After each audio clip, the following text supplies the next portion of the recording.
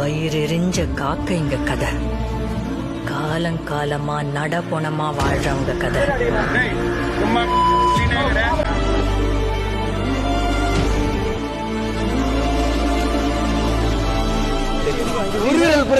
புரட்சியாள வந்து மொத்த இனத்துக்கே தைரியத்தை கொடுத்தான்.